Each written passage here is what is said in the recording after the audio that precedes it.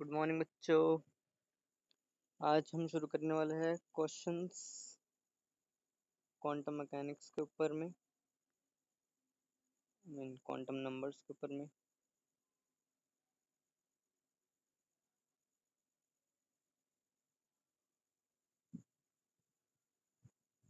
First question है,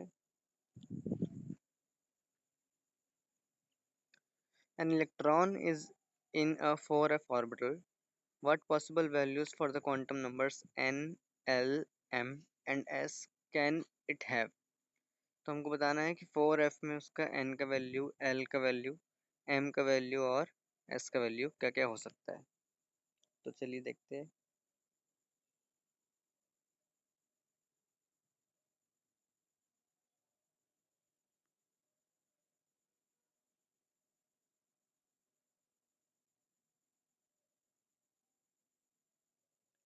क्योंकि electron का हमको बता दिया है 4f में है, तो n हो गया 4। l क्या होता है? n-1, तो l हो जाएगा 3, राइट। m होता है -l to +l, that means it will be -3 to +3। तो लिखते हैं कहीं पे, यहाँ लिखते हैं -3, -2, -1, 0, +1, +2, +3। ओके, ये है m की वैल्यू। और हर एक हर एक इसमें ऑर्बिटल में दो दो s की वैल्यू वाले दो इलेक्ट्रॉन्स रहेंगे। एक की रहेगी वैल्यू +½ दूसरे की रहेगी -½ तो ये उनकी पर्टिकुलर n, l, m और s की क्वांटम नंबर्स है, वैल्यूज है। ओके,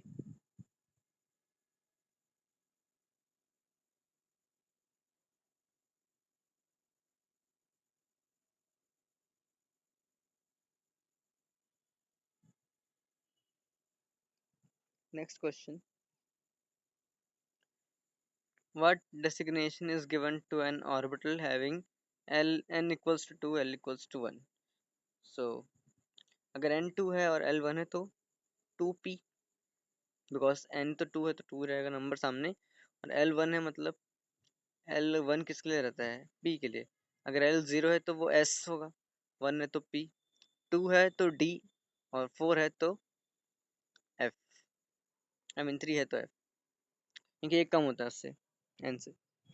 सो यहाँ पे 2p होगा। नेक्स्ट है 3, n इक्वल्स टू 3 और l इक्वल्स टू 0, तो 3s हो गया। उसके बाद है n equals to 5 and l equals to 3, तो n इक्वल्स टू 5 तो 5 ही रहेगा, और l इक्वल्स टू 3 में 5f, और लास्ट है n इक्वल्स टू 4 और l इक्वल्स टू 2, तो 4d। नेक्स्ट क्वेश्चन देखते हैं, which of the following sets of quantum numbers are not permitted। को बताना है कि कौन सा अलाउड है कौन सा अलाउड नहीं है। फर्स्ट है n equals to 2, l equals to 2, m equals to -1 and s equals to +½ तो यहाँ n अगर 2 है तो l 2 नहीं हो सकता है, l को n से कम होना ही पड़ेगा। So first is not permitted. Next है n equals to 2, l equals to 1, m equals to -1 और 0, s इक्वल्स टू -1/2, तो ये परमिशन अलाउड है क्योंकि n से कम है l, और l से -l to +l है m, और s तो -½ +½ ही रहता है। थर्ड देखते हैं, थर्ड में n इक्वल्स टू 2 है, l इक्वल्स टू 0, ठीक है, एक कम है और उससे कम है, m 0 है, हो सकता है, बट s 0 नहीं होता, s आइदर +½ और -½ इनके अलावा और कुछ नहीं हो सकती s की वैल्यू। लास्ट वाला क्वेश्चन है n equals to 2, l equals to 1, m equals to 2, s equals to +1/2। देखो अगर n 2 है तो l तो 1 हो गया, ठीक है, करेक्ट है, बट अगर l 1 है तो m की वैल्यू -1 से +1 के बीच में रहेगी, 2 नहीं जा सकती। So that's why fourth option is also incorrect. Okay, next question number 4, what are n, l and m values for 2px and 3pz orbitals? तो याद करो, हमने आपको लास्ट लेक्चर में बताया था कि बाय कन्वेंशन pz को हमने 0 लेकर रखा है। तो अभी देखते हैं इसमें। So for 2px orbital n equals to 2, क्योंकि 2 लिखा हुआ है सामने, l equals to 1 because p orbital है, और m इक्वल्स टू -1 और +1, और 3pz के लिए n equals to 3, l equals to 1 और m इक्वल्स टू 0 लेके, क्योंकि वो 0 z के लिए ही लेते हैं बाय कन्वेंशन।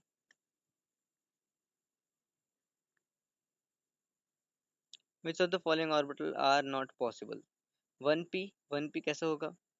अगर 1 है तो n की वैल्यू 1 है तो l की वैल्यू कभी भी 1 से ऊपर नहीं होगी, 1 भी नहीं होगी, हमेशा 0 होगी। तो 1s हो सकता है सिर्फ, तो 1p तो पॉसिबल नहीं है। 2s पॉसिबल है, n की वैल्यू अगर 2 है तो l की वैल्यू 1 हो सकती है और 0 भी हो सकती है। तो यहाँ पे l की वैल्यू 0 है, s का मतलब l की वैल्यू 0। एक मिनट हम यहाँ लिख के बताते हैं पूरा अच्छे से। देखो,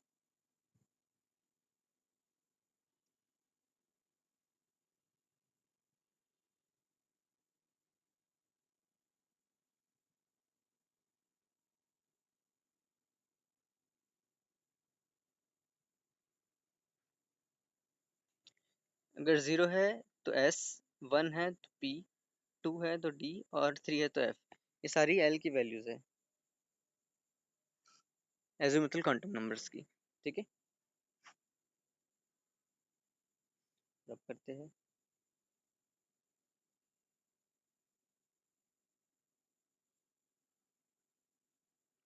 तो 2f से समझ में आ गया, पॉसिबल है कि l की वैल्यू छोटी है। 3f, 3f हो सकता है क्या? चेक कर लेते हैं। हमको दिया है 3f, 3f, n की वैल्यू कितनी है? 3, l की वैल्यू कितनी है यहाँ पे? f है, f के लिए कितनी होती है? 0, 1, 2, 3, s, p, d, f। तो f के लिए कितनी हो गई? 3। तो अगर n की वैल्यू l की वैल्यू बराबर हो गई तो ये तो पॉसिबल अरेंजमेंट नहीं है। इसका मतलब ये नॉट अलाउड है, परमिट नहीं कर सकते इसको ऐसा। Can be less than 3 but it should not equal to 3। So ये गलत है। लास्ट है 4d, 4d हो सकता है, कैसे हो सकता है उसको देखते हैं।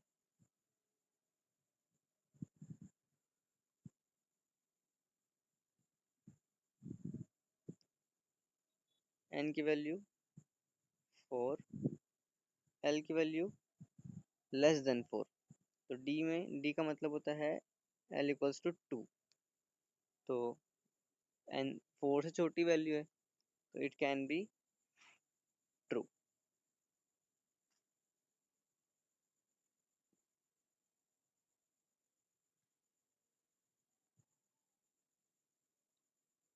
यहाँ पे भी लिखा हुआ है।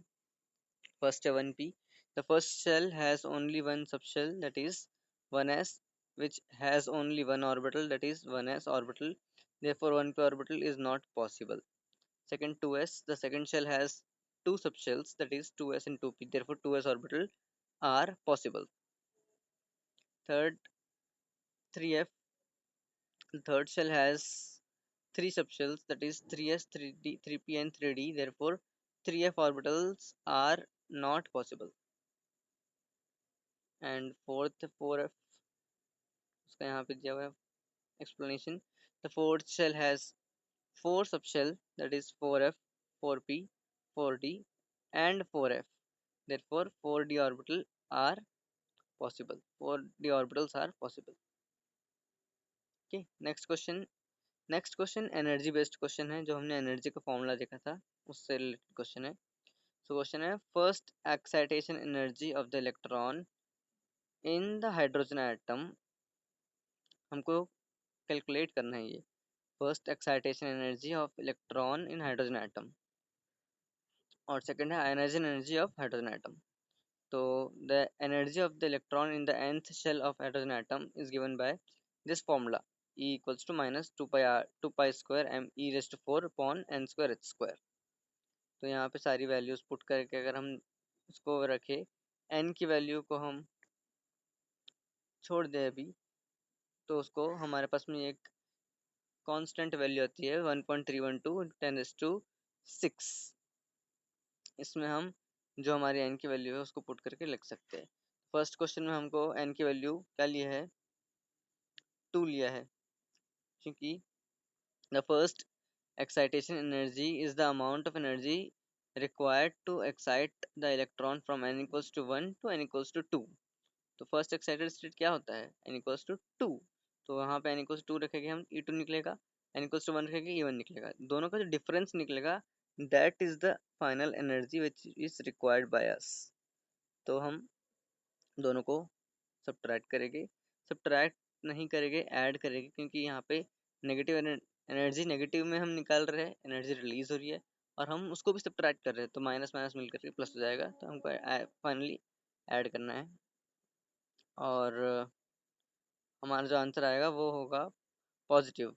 पॉजिटिव इसलिए क्योंकि हमारी जो फर्स्ट एनर्जी जो है एन इक्वल्स टू 1 की जो एनर्जी है वो ज़्यादा बड़ी है as compare to n equals 2 की एनर्जी से.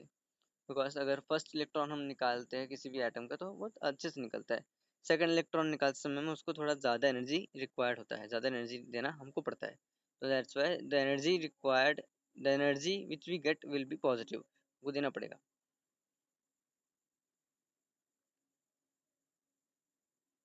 नेक्स्ट है ionization energy in the is the amount of energy required to remove the electron from n equals to 1 to n equals to infinity. और infinity में हमेशा e की value कितनी होती है 0 क्योंकि उसमें एनर्जी कुछ देना ही नहीं पड़ता है, इन्फिनिटी में है. तो 0 माइनस E1 कर देंगे हम. E1 हमेशा कितना होगा 1.31 टू 10⁶ अपॉन 1 का स्क्वायर, तो उतना ही वैल्यू सेम आ जाएगा हमारे पास में. तो हमारा आंसर हो जाएगा plus 1.31 to 10⁶ joule per mole. Okay, next question. The ionization energy of He+. He+ में एक इलेक्ट्रॉन होता है, ध्यान रखना हमेशा. ये फॉर्मूला जो हमारे पास में यहाँ पे लिखा हुआ है, ये फॉर्मूला जो है ये वाला, ये सिर्फ वन इलेक्ट्रॉन सिस्टम के लिए ही एप्लीकेबल है और बाकी सारे के लिए एप्लीकेबल ये नहीं है. वहाँ पे गड़बड़ हो जाएगा. यहाँ पे Li2+ देख रहे हो, Li2+ में भी सिर्फ एक इलेक्ट्रॉन होता है, He+ में भी सिर्फ एक इलेक्ट्रॉन होता है. जितने भी एक one electron single electron species है उनमें ही एप्लीकेबल है सिर्फ ये. एनर्जी का फॉर्मूला लिख दिया हमने 2 pi square m e⁴ z square upon n square h square. z क्या है एटॉमिक नंबर, क्योंकि यहाँ पे अलग अलग स्पीशीज की बात हो रही है, हाइड्रोजन की बात नहीं हो रही है. अगर हाइड्रोजन की बात होती तो जेड की वैल्यू 1 होती, इसको लिखते ही नहीं हम. बट यहाँ पे हीलियम और लिथियम की बात हो रही है तो हमको लिखना पड़ेगा जेड. और के मतलब वो कांस्टेंट लिख के रखा है, वही 1.31 टू 10⁶ वाला कांस्टेंट. तो अगर ionization energy of helium plus की बात करें तो E infinity minus E1, E infinity 0 होता है, E1 कैलकुलेट कर लिए हम. तो हम उसको कैलकुलेट करने के बाद में हमारा आंसर है 4 इंटू कॉन्स्टेंट. और हमारे पास में ये वैल्यू ऑलरेडी गिवन है क्वेश्चन में 19.6 इंटू 10⁻⁻18. तो उसको हम 4k से कंपेयर कर लेंगे तो हमारे पास में k की वैल्यू आ जाएगी. एंड उसके बाद में हम उसको पुट करेंगे लिथियम के केस में तो हमारे पास में एनर्जी ऑफ लिथियम भी आ जाएगी. Okay, so that's it for today. Thank you and have a great day, great learning. Thank you.